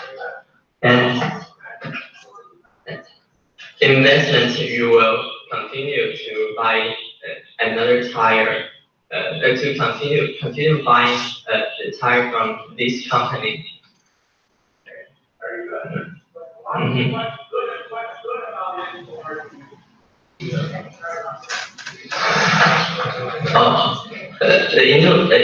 For the innovator is that they are not losing any money because the color is based on probability, and they can design that, and they can lure more customers to keep buying their tires, and to keep the customer loyalty. Very good answer. The only comment I have is, I believe here,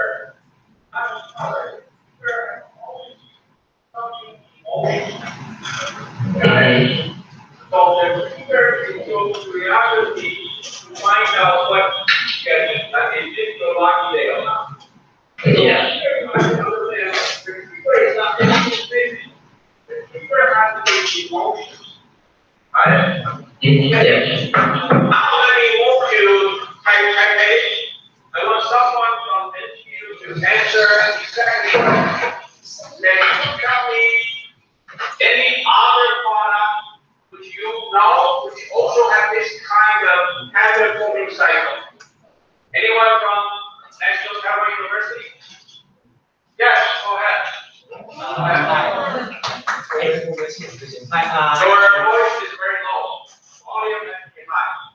Hi, I'm Jerry Tai from NTU, and there's an interesting app from McDonald's in Taiwan. It's called McDonald's Alarm, and what it does is actually when you activate the alarm and you close it every day, it gives you a coupon. And sometimes it's like buying a meal and it gives you extra drink, or sometimes you don't receive the coupon, but that's what gives me excitement and keeps on using the app every day. And I think that is very unhealthy. just look at my belly. I mean, okay. Now, how do you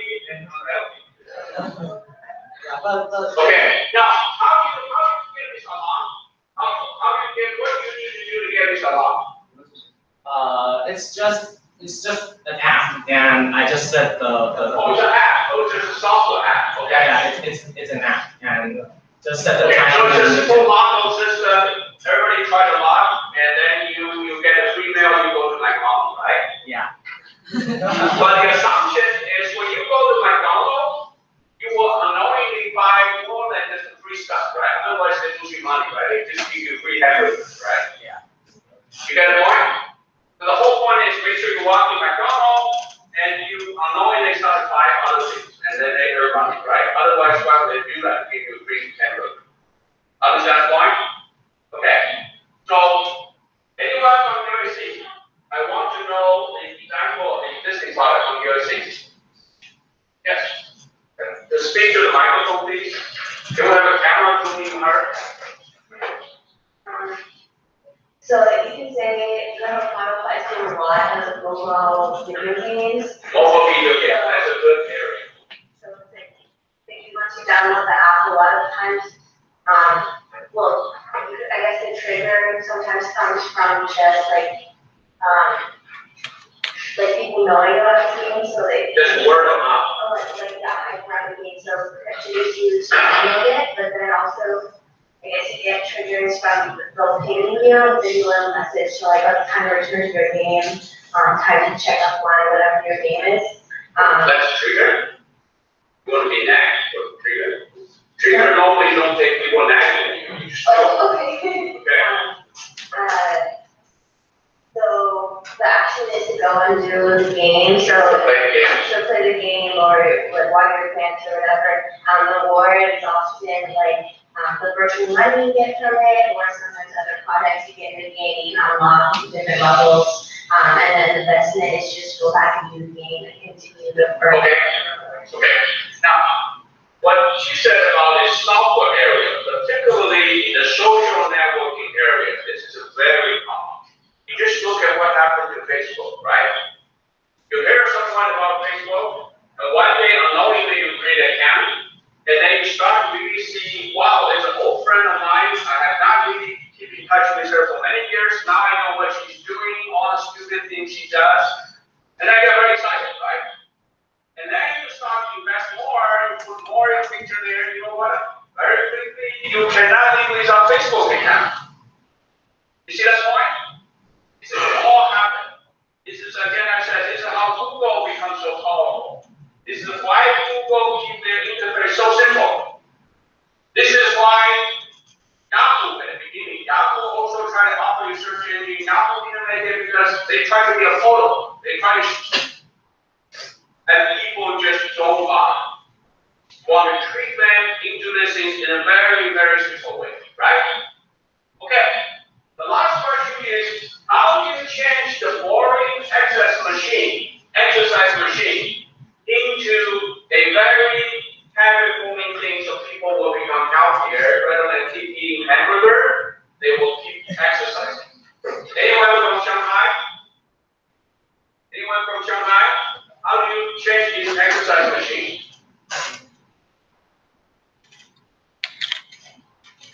Okay, anyone from ICE? I want to now give everybody a chance. Anyone from ICE? How do you change the exercise machine to become habit-forming? Okay, anyone from 18? You guys don't exercise at all? Okay, it seems that a lot of people on USC, let me move USC, go ahead, speak to the microphone. Okay? Yeah, go ahead. Maybe in order to promote exercise, you could make us not every certain amount of miles that you run or every sort of different checkpoints of using the machine, you get certain benefits. What's the trigger? Why am I letting you stop doing that? Well, that will make sense once I start to do it. But what did it trick me into do that? It has to be something very annoying. Okay? I mean, but the fact that you can do, like, the fact that you can get to those benefits can also draw you towards the product. You have the reward, other things, but I'm asking the most important step, trigger. If it takes effort for people to do it, even the rewards there, then I'm going to do it. Okay? Any other thing? Yes, go ahead. I believe that if you incorporate social media into an exercise machine, such as Peloton is an example of this. If you can exercise with your friends in a stationary ground, you compete with each other, even though they're in different places. This makes it social, and you're doing exercise also. Very good. Any other idea, David? Okay. So a lot of things people have been proposing already exist, for example, in Fitbit, MyFitnessPal, and other fitness trackers, which I frequently use. If you hook up the machine to the Internet of Things and have some way of having it identify the user, of course, 30% respect to privacy and everything, you can have it track the actual exercise they do, not just estimating, hey, David walked 5 miles today, awesome. You can have it say, David deadlifted 150 pounds for 10 reps in this position, and the hour he did sprint running. And you can have that gamified, you can have randomized rewards. It already has social media sharing features, like I have the Nile dam when I cross however many miles long in my lifetime that the Nile River is on Fitbit. So I think that would be a really good platform, but also similar platforms to expand these features by actually using data that can be collected from these machines. Okay, good. Again, this is, we'll come back to visit this kind of tracking, this kind of thing when we talk about the new model innovation, because this is a very powerful thing. Now, let me wrap up today's lecture. Now, there's one answer in past classes I think is very good. And how about if you look at how people pay the membership fee, go to the gym to exercise, and they just keep pounding on the machine, and they get very hot and sweat, and then the gym has to spend a lot of electricity bill to cool people down, right? So how about we link this bicycle machine to a generator? So the more you exercise, the less membership fee you pay. You help my electricity bill, right? So you will end up buying a membership to begin with, and then you have to go there every day in order to avoid payment. You understand the point? That helps everyone, right? The business now losing money because you generate a power plant. And the interesting thing is, someone told me, but I haven't verified this myself. In Moscow, in a subway station in Moscow, you walk into the subway station, you suddenly realize you don't have a coin. You cannot you cannot take the subway, right? And there's a bike. You ride this bike, you ride enough of this bike, it will drop a coin if you go to the subway. Okay? So there's many things you can do. The whole point I want you to leave with this class is, it is emotion. That's the key. Because at the very beginning, nothing really matters until you get people excited. And the emotional appeal is so dominant at the beginning. Unless you get them excited, unless they become part of your user, you will not have the market. So from this point on, we will then move from emotional to more rational. We can then have things to measure, we can talk about performance, price, all the things that are more familiar to you. These early stage things are very unfamiliar because we're not used to think about it. And now, the next stage, we're going to jump from the emotional to the rational part. And this jump is not a smooth jump. Therefore, the module number 4 that you're going to study starting from tomorrow morning, we'll talk about a chases. There is a gap in this continuous curve. You have to really be very focused on making sure you pass over this gap. Otherwise, you drop into the valley, you are not successful. Because the nature of the early market and the mainstream market later on is so different. Okay? So with this, we are over the time now. We can only do 2 cases today because we spent time to introduce the whole methodology. I want to encourage everyone to go to the study somebody, answer the question, so you can be very active participant of our next class. Okay? Thank you. We'll see you next week. Bye.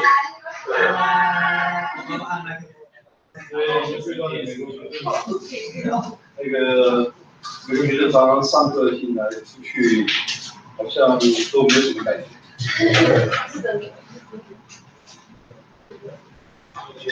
你在工作场合也会发生这样，工作场合我们开会的时候，时间到了，有些就走了。在上课3个人是。所以还有我们传统的好习惯。今天这门课很棒。我注意到，今天这门课呢比较仔细，因为他讲的很多东西都是我们企业界在做到的事情，只是因为有些人还在学校，你们没有经历过这样的事情，所以说你听的时候会觉得很好。你将来有经验的时候，你会听得更多。所以说我建议你们要注意听，注意听，因为听多少都算多少。我今天就跟你说过，我今天听完之后我会想到说，哎呀，我在家里面我们学功课的难难什么，我们都是注重 performance， 我们都注重 performance， 我们顾客是太太，对不对？或者女朋友，我们注重 performance， 都没有那种 surprise。所以说我们带，我们带对不对？我们带给那些romantic的男生，我们好多精神在那做 performance。那个romantic的男生只要带一束花，一出现那花，那个女孩子很高兴，对不对？我就觉得怎么会这样？啊，有没有什么问题？今天？有没有人连线不顺利的？除了你们之外，我已经回报，可他们说你们没有被 mute。我表示有人。声音很小。对啊，然后我们这一组也是，就是没有人听，就是可以边上学的。好，Trigger 跟 reward 差别有点多。你说什么？就是 trigger 跟 reward 的那个定义。reward trigger 是 trigger 你，比如说我今天你有没有看到那个求婚有没有？那求婚在那个突然之间的求婚，那有个 trigger point， 突然之间求婚他给了，马上女孩马上打一遍，打你求婚了，或者是女孩起不起来，那人马上打一遍，那是 trigger。那reward 是使你不敢，比如说你如果说抽烟。就像红太平，我说刚入太平了，为什么鸦片会让你来上瘾？因为这个是，哎，这个不会，让我们就让你做好。我在市场买什么？